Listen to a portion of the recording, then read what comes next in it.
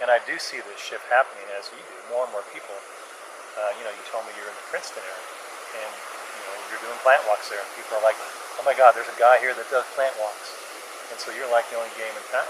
But what you're doing is you're creating that awareness, you're creating that curiosity, and leading them into eating and foraging and having their health be changed by this is, in my opinion, the only way it's going to happen. Or let's just say one way, but it's indeed a very powerful way. The wild redeemer, and the idea that the plant, if we get the wild into people, it sort of inspires them from the inside out, and it actually genetically reconnects them with something that is their primal essence. It's not like we're separated from it, it's just that we're ignoring it. So by eating that plant, it seems to even have, like you're saying, the spiritual, but also the physiological effect of just that DNA is like, I remember you.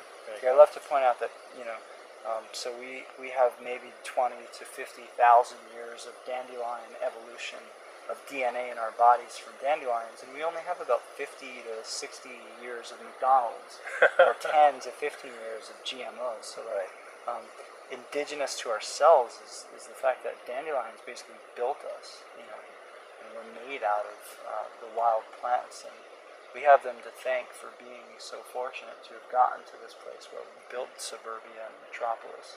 Without them, we never would have gotten this far. It's kind of biting.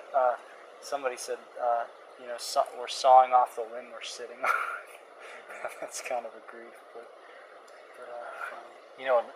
in this one book, The Secret Life of Plants, which I'm sure you'd seen, there's a paragraph in there, which obviously I don't have in front of me. It's by a German scientist named Fechner, and he throws this out there. He said, isn't it perhaps the purpose of humans to serve plants?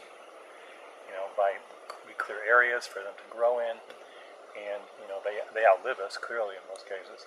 And when we die, our bodies turn back into soil, which the plants utilize to push up new plants and flowers. I think he said to transform and transmute human bodies into the most glorious forms and colors. That always stuck with me because it makes so much sense. It's like at one time, our ancestors, humans, were totally fine with just being a part of it instead of feeling like we were on top of it. I remember reading, my numbers are pretty close here, that we share anywhere from 30 to 33% of our DNA can be found in a daffodil, and over 50% in a common fruit fly. It's like, come on, people, wake up. It's not separate from you. What you said, we've just forgotten. And these skills, whether it's foraging for food, but even things like fire making. You've seen what someone's first friction fire can do. You and I've experienced that, and it was like, wow. Now, you can tell people that, when you make your first fire, you'll never look at fire again the same way. But until they do it, they have no idea what you're talking about. They have images, perhaps, but until they do it, I've seen people laugh. I've seen people cry when they make their first fire, and just the joy of holding creation in their hands. That spark of life, and our connection with nature is inside of us all.